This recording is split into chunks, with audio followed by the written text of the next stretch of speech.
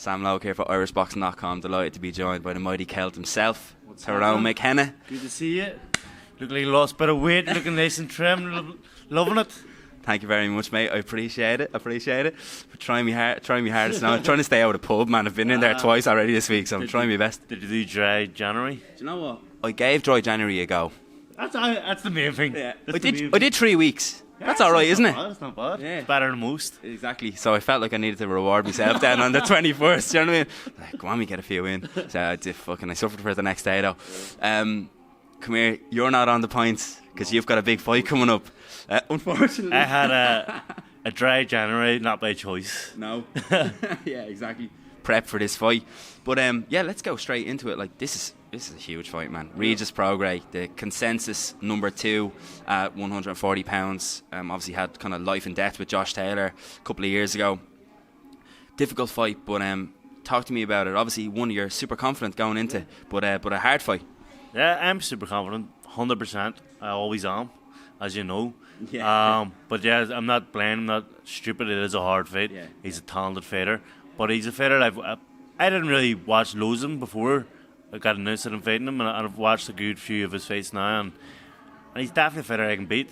I think my kind of style and what I bring to the table is something that he won't enjoy, and I'm repeating my corner and tactics that they're working on and stuff like that. I'm filled with confidence. I'm excited, I'm buzzing, I'm getting up early, I'm training hard.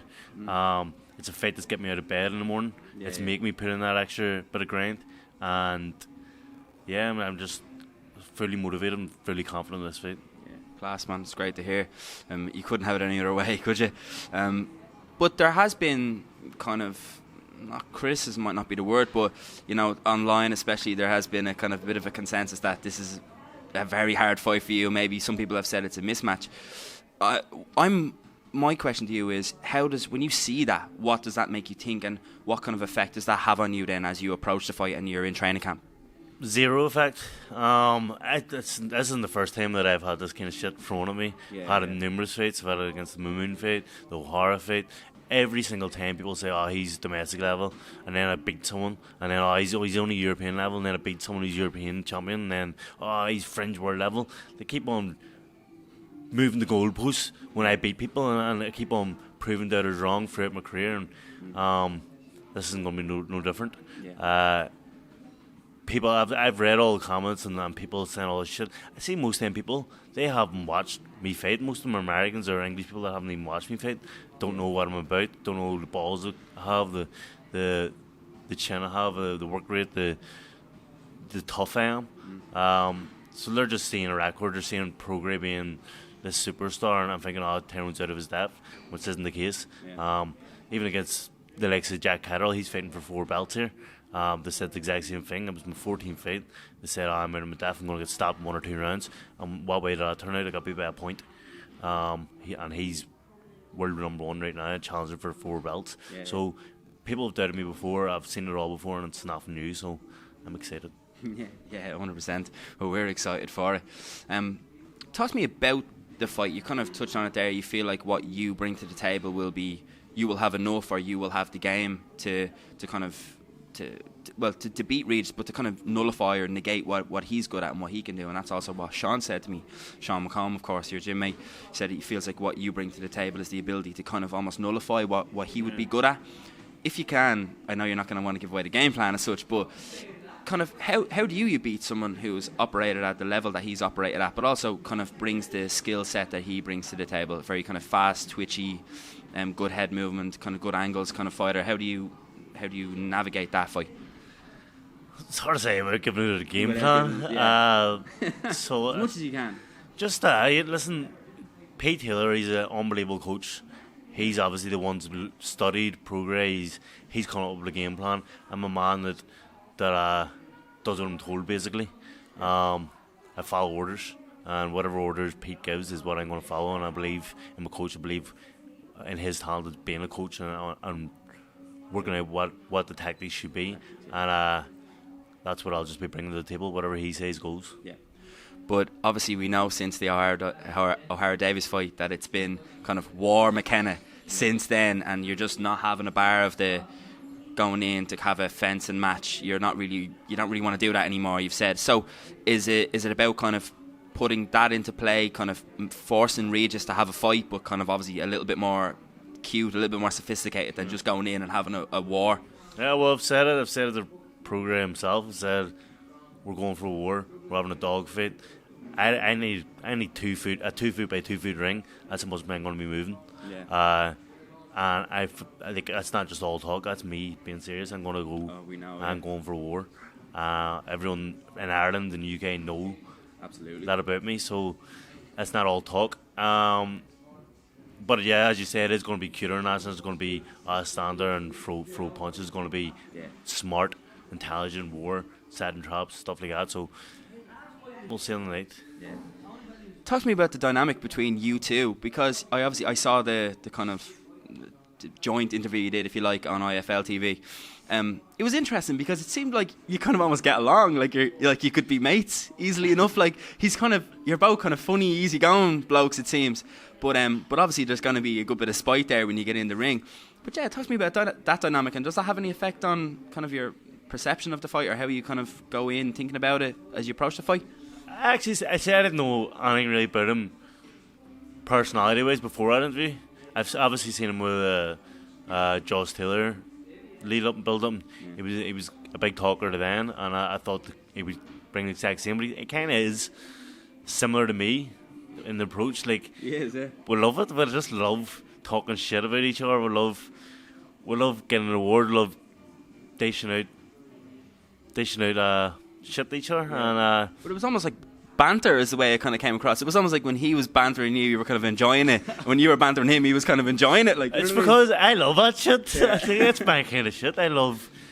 I don't want to hear that. Oh yeah, he's a great fighter. Yeah, I'm a great fighter. All this shit. I don't like that. And him giving me shit. It's not. I'm an Irishman. Men are used to that. And if you come to my gym, that's all you get is shit talking to each other. Yeah. I fucking can attest to that firsthand. That's for sure. So I'm well used to that. I play nothing into my mind. Like, there's no mind games there. Yeah. So I enjoy it, and I enjoy that kind of build up. Obviously it was virtual, so I think when it's face to face, it's going to be a bit more intense. But at the minute, it was 10 weeks out, and it was virtual, so there was a bit more banter to it. But I think once it gets closer to the fight, it'll be a bit more serious. Yeah, definitely. The fight is in Dubai, which is perhaps brings. I'm not sure if it brings difficulties as such, but it's different, isn't it? Like, you were out in Dubai before. You were supposed to fight. Forget his name now. What's his name? Katoch? No, that's the guy. Turarov. That's it. I was thinking of the guy Gary fought before. You're supposed to fight Turarov on the Frampton undercard, and that kind of got cancelled like the day before, like last minute. But talk to me about kind of fighting over in Dubai. Does it alter your preparations, and what kind of changes do you have to make in order to be able to fight and perform in Dubai, obviously other side of the world? I don't know if preparations is much different. I mean, I train hard every day, twice a day. Eat right. I mean, it's as I say, boxing could be anywhere in the world. You're in a ring, it's going to be the same anywhere you fight. So Dubai is not going to be any different than fighting in England or Scotland or Ireland or whatever. But obviously I would have loved it being back home with a crowd. It'd been unbelievable. I do love having a crowd behind me when I'm fighting. But I don't think Dubai is going to be much different. I mean, there's a big, massive Irish connection over there. It's St. Paddy's Day weekend. It's in the Irish centre. So I think there's going to be a lot of Irish and a lot of support for myself. There's a lot of people coming over from Belfast as well. So I think it's going to feel like home. Even though it's away from home, it's going to feel like home to me. And I don't think it really matters where it is in the world. So preparation is just going to be the same. Class. Just to touch back on Regis, actually, just something popped into my head. Do you think he's overlooking you? That's a narrative that I've heard as well, that he perhaps is overlooking you in this fight. But yeah, what do you think of that? I don't mind if he is. I don't care if he isn't. It doesn't make little. Do you think he is though? Probably.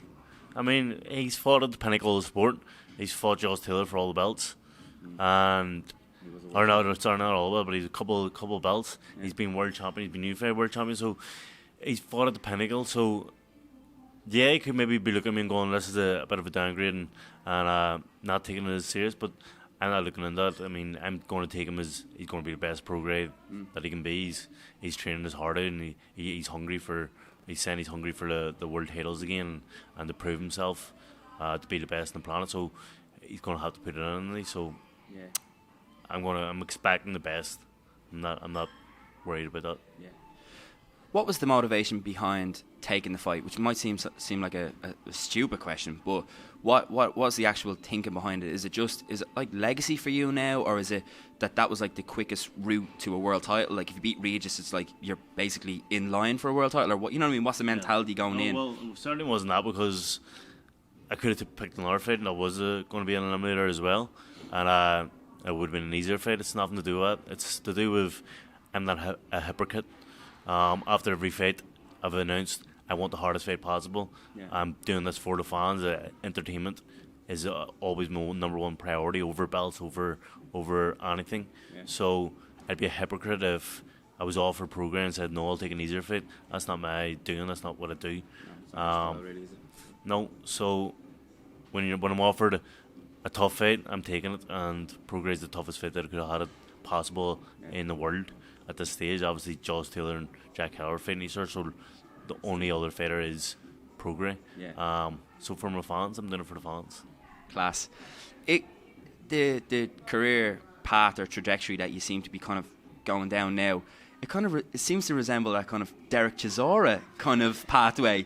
Do you know what I mean? It's like world titles, yeah. Like if it happened, if one came about, fine, I'll fight for it. But it's more about like putting on, like fighting the best fighters possible, entertaining fights, and that's his kind of moniker, isn't it? And obviously making a few quid as well. Is that part of the process for you as well? Yeah, well, I always say that people aren't going to remember here. Remember Tyrone Mckenna fought some average fighter down the line, like 10 years, 10, 15 years, time. People aren't going to say, oh, remember that night Tyrone fought some average fighter? No, they're going to think, remember that night Tyrone fought Prograis and threw caution to win it and absolutely went for war. Yeah. And regardless of the result. Regardless of the result, they're always going to remember. That's going to be instilled in the brain that was an unbelievable fight. Yeah. And Tyrone had some balls, and that's what I want to remember for, is taking the hardest fights possible, and entertaining the fans, and always being the number one, like putting the fans first every single time. Yeah. You were, I suppose, named, or you're number one pound for pound in Ireland. I saw you tweeting about this the other day. I'd say you will love it. For a year, I've been pound for pound number one. The BoxRec rankings, right? I seen you giving it the big one there recently about that. Does that kind of have any significance, or is that just something for you to banter with, or does that mean a lot to you, being regarded as the number one from Ireland? It feels good. Yeah. Like coming up, it wasn't even like I used to look at people being top 10 pound for pound. I'd love to be in there and stuff like that. And then you get to the top 10, and then next thing you're top 1. I mean, it shows you milestones. It shows you that your career's going the way it should be going. Yeah. And you got to be proud of it. And there's some unbelievable fighters coming from Ireland, and me to be leading the pack just shows that the caliber of fighters that I fight, that I have the best, the most points on boxing to be pound for pound number one. Yeah. There's people that are undefeated that are below me, and it just shows the caliber of fighters that I'm fighting every single time, and that I am doing my job, that fighting the hardest fights that I can. Yeah, 100%. I saw Carl Frampton had a tweet there a couple of months ago, maybe, saying, that just popped into my head, but this is an interesting one. I want to get your take on it. Like how, basically questioning like how an American promoter hasn't, a top promoter, but I think it was more based on American promoters, hasn't snapped you up yet. You know, kind of the style you fight. You know, Irish good talker. Not that good looking, but Prograis stinking. Yeah, fucking Jesus, what you think of that? Like, fuck me. As soon as he said that, everything else he said is just a lie. Yeah. But no, look, I seen what Carl Frampton said, and I agree. Like it's a bit bewildering. Like I'm a good talker. I'm in unbelievable fights that people love watching. I've got a good cult following. And then to be Irish over in America, like you should be. I think it would be easy to get signed and sold over there. But look, I've done everything in my career without a promoter, and I'm doing pretty good. So I don't need anyone. MTK's behind me. That's all I pretty much need, because I'm look at the fight I'm in now. It's with self promotion. So imagine that I have a promoter. fuck me. But maybe you'd see too much of me. I don't know if we could ever see too much of you, Tyrone. So last one, I'll leave it on this. You're obviously in the gym at the moment with Gary Cully, who has a massive fight coming up against Miguel Vasquez on the Wood Conlon undercard March 12th in a Matchroom show. Just talk to me about kind of the vibe in the gym, a little bit about that fight. How do you see that going for Gary, and kind of how does that affect you and the gym? Because obviously you've got two massive fights coming up pretty close together. Yeah, do you know what, the gym's buzzing. Sean in here helping Sean, Big Tommy's down, Jazz is over now. I mean, the gym is absolutely buzzing with big fights on the horizon. Obviously Gary Cully's massive fight coming up against Vasquez, but see, I believe Gary Cully's absolutely going to destroy him and put out a massive statement. Gary Cully is phenomenal.